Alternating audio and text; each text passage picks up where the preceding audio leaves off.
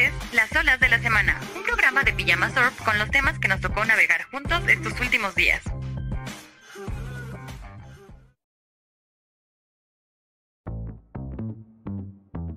Hay fenómenos que nos recuerdan que la Tierra no es un escenario estático, sino un organismo vivo suspendido en un mar de energía.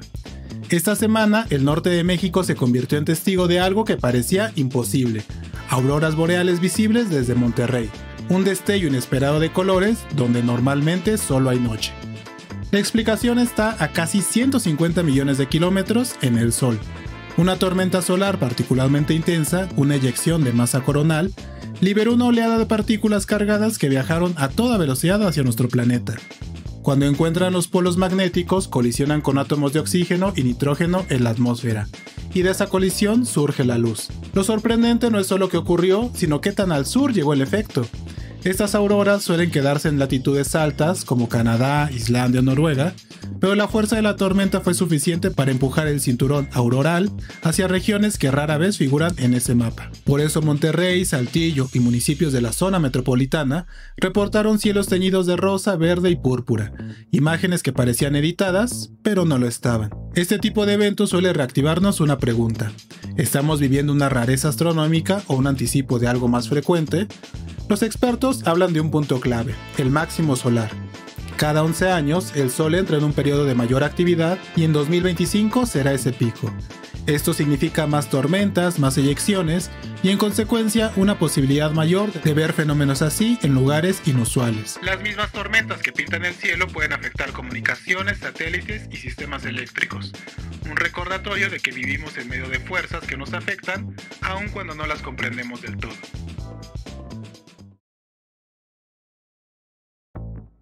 En Estados Unidos, una nueva serie de documentos ha vuelto a colocar a Donald Trump en el centro de la polémica, y es que legisladores demócratas de la Cámara de Representantes difundieron correos electrónicos del fallecido financiero y delincuente sexual Jeffrey Epstein, en los que el presidente aparece mencionado junto a Ghislaine Maxwell y el periodista Michael Wolff.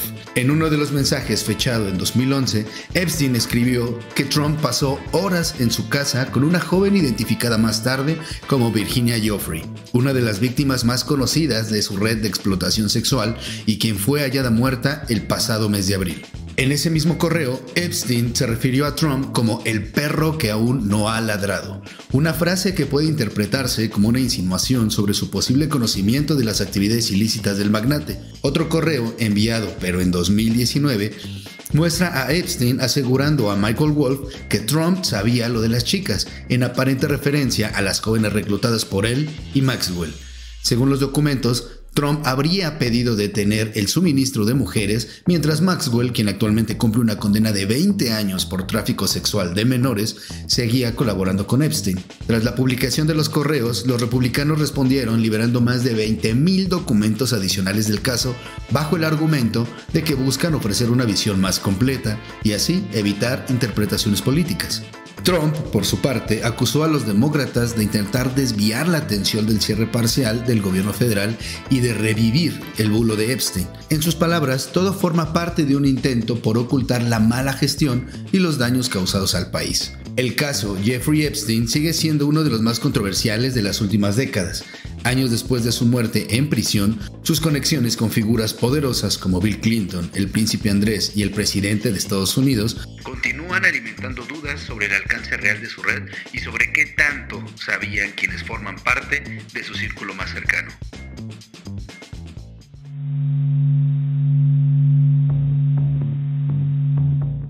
Este 15 de noviembre, la Ciudad de México puede convertirse en un termómetro generacional con la llamada manifestación de la generación Z, convocada principalmente desde redes sociales. En principio no hay líderes formales ni un manifiesto tradicional, sino únicamente un impulso colectivo, una sensación compartida de que algo en la vida económica, emocional y laboral de quienes nacieron entre finales de los 90 y mediados de los 2000 ya no es sostenible. La convocatoria creció en TikTok, Instagram y X, donde jóvenes hablan de salarios bajos, ansiedad, agotamiento, corrupción política, inseguridad, falta de oportunidades, horarios inestables, abuso laboral y el costo imposible de vivir en las grandes ciudades. Pero junto con ese impulso genuino aparece otra capa, la adhesión de figuras políticas y empresariales que generan sospecha y que podrían terminar distorsionando o intentando capitalizar un movimiento que no les pertenece. Por ejemplo, Ricardo Salinas Pliego, quien ha expresado apoyo hacia la manifestación desde sus redes, un gesto contradictorio por donde se le mire, en tanto representa parte del poder económico que precisamente ha sido criticado por prácticas laborales cuestionadas, bajos salarios o posturas abiertamente despectivas hacia empleados y usuarios de sus comercios. Que una figura empresarial de ese tamaño, con una larga historia de confrontación política, abrace una protesta juvenil contra la precariedad, levanta dudas legítimas. Algo similar ocurre con Vicente Fox, quien también ha intentado sumarse al ánimo de la convocatoria. Su presencia resulta problemática por la carga histórica de sus declaraciones, comentarios clasistas, machistas o abiertamente despectivos que lo colocan muy lejos del espíritu de igualdad y justicia social que mueve al grueso de la Gen Z. Para muchos, que Fox apoye una marcha juvenil es tan incoherente como que critique al sistema que él mismo administró durante su presidencia. Estos respaldos incómodos abren un debate necesario. ¿Qué significa que personajes del viejo poder político o empresarial intenten adherirse a una protesta que surge de la frustración de una generación precarizada? ¿Es un intento de cooptación, de desviar el mensaje, de convertir una marcha espontánea en una herramienta política? Para la generación Z, una generación que mantiene una postura ambigua frente a las cuestiones políticas y sociales, estas adhesiones pueden sentirse como un intento de manipular un malestar real, y al mismo tiempo revelan algo más profundo. Que el cansancio de los jóvenes ya no es solo una cuestión marginal, sino un tema lo suficientemente grande e importante como para que incluso los poderosos quieran aparecer del lado correcto de la conversación.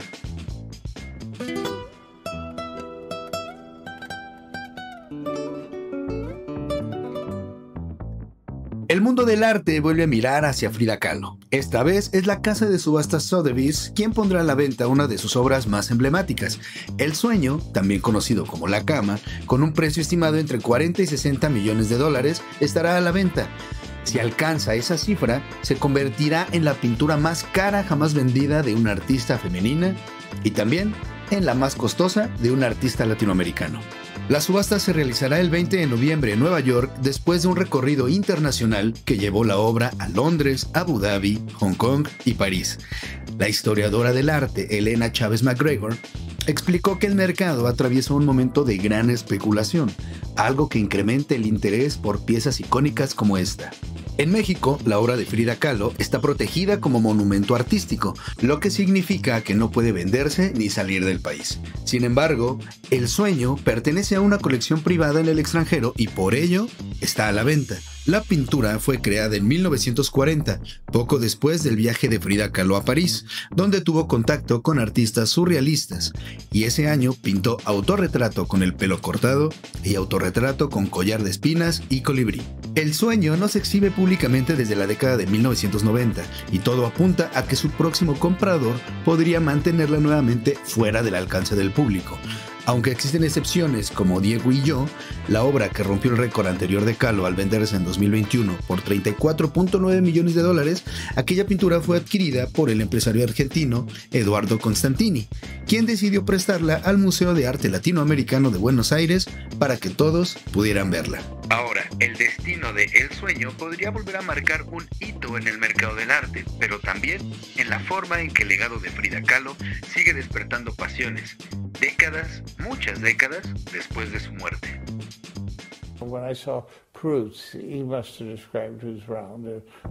La muerte reciente de James Watson, un nombre que aparece en casi todos los libros de biología cuando se habla del hallazgo de la estructura en doble hélice del ADN, también abre una puerta para examinar la complejidad de su legado. Junto a Francis Crick, Watson formó el dúo que en 1953 propuso el modelo de la doble hélice del ADN, la molécula que nos codifica, y que cambió para siempre la biología molecular.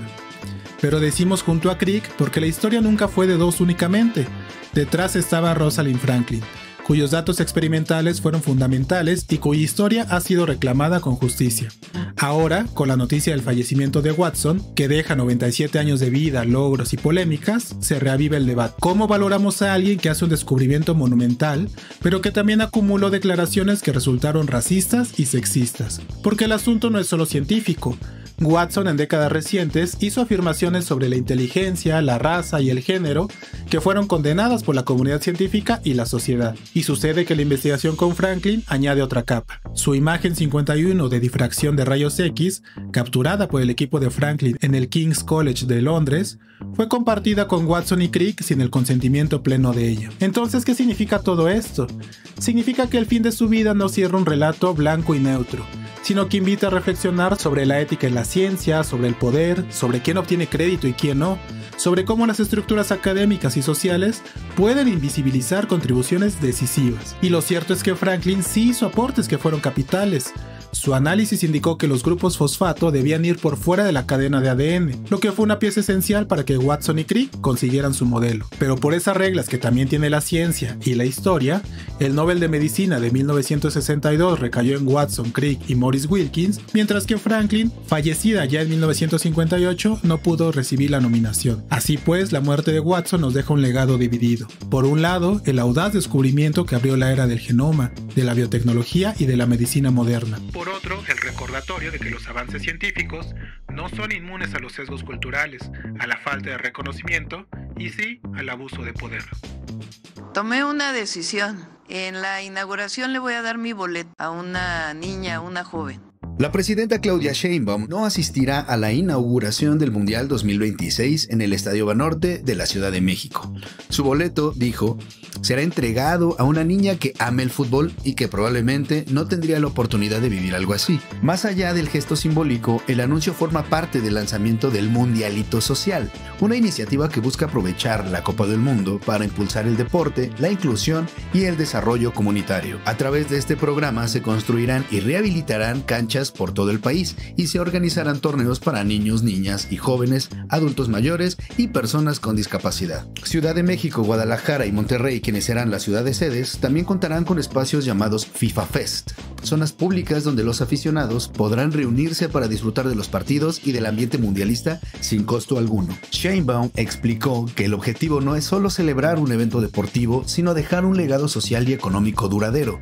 De acuerdo con las proyecciones oficiales, se espera la llegada de más de 5.5 millones de visitantes y una derrama económica superior a los 3.000 millones de dólares. Además, se destinarán 9.000 millones de pesos para modernizar el Aeropuerto Internacional de la Ciudad de México y poner en marcha un tren de pasajeros que conectará al AIFA con la estación Buenavista. El Mundial 2026 marcará la tercera ocasión en que México recibe la Copa del Mundo y también será la primera vez en la historia que una misma ciudad, en este caso la capital mexicana, albergará 3 inauguraciones mundialistas. Un dato que reafirma la posición de México como un país que, si bien disfruta el fútbol, está muy lejos de ganar una Copa Mundial. Esto fue Las Olas de la Semana, un programa de la redacción de Pijama Surf y producido por Jonathan Zarate. Si te gustó, comparte y nos vemos a la próxima.